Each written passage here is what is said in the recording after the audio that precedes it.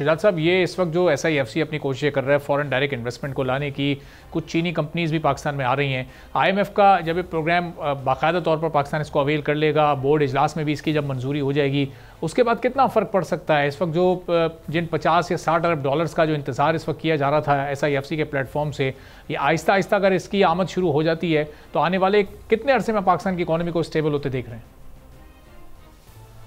जी बहुत शुक्रिया जी। देखें, सबसे पहले तो हम फॉरेन इन्वेस्टमेंट की तो बात कर रहे हैं कि हमें बाहर से पैसा चाहिए। मेरा तो ये सवाल है कि हमारे मुल्क के अंदर जो पैसा है हम उसको क्यों नहीं मोबिलाइज करते।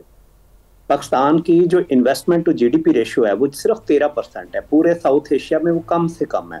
इंडिया में आप चले जाएं तो आपको 20-25% मिलेगी। तो मेरा सबसे पहला सवाल तो ये है कि हम क्यों बाहर के पैसे के ऊपर रिलाई कर रहे हैं। हमारे मुल्क में पैसा है, लोगों के पास पैसा है। आप रियल स्टेट में देखें लोग कितना पैसा इन्वेस्ट कर रहे हैं। $32 बिलियन रियल स्टेट में इन्वेस्ट होता है।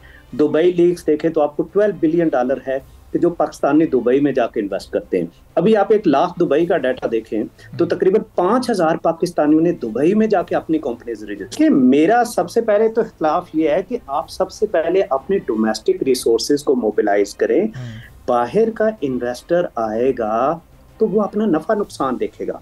अब बाहर का इन्वेस्टर आएगा तो देखिए 2 तरह की आपकी इन्वेस्टमेंट है। एक है जो गवर्नमेंट पैसा लेके आएगी, गवर्नमेंट पैसा लेके आई, जिस तरह चाइना के प्रोजेक्ट आए।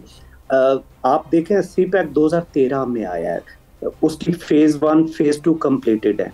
10-11 साल में अभी तक CPEC के इकोनॉमिक इम्पैक्ट आपको नजर नहीं आया। हाँ, आपके डेट जो है वो बढ़ गया है। और दूसरा आपका देखें जो आपका प्राइवेट बाहर का फर्स्ट इन्वेस्टर है, तो मेरे ख्याल से प्राइवेट इन्वेस्टर अभी बहुत कबल अज़ वक्त है कि वो पाकिस्तान में इन्वेस्ट करे, क्योंकि पाकिस्तान की जो पॉलिसीज हैं, जो रेगुलेटरी फ्रेमवर्क है, वो अभी तक उस लेवल पे नहीं पहुंचा है कि बाहर का इन्वेस्टर आके यहाँ पे पैसा इन्वेस्ट करे, क्योंकि हमारी पॉलिसीज रोज चेंज हो जाती।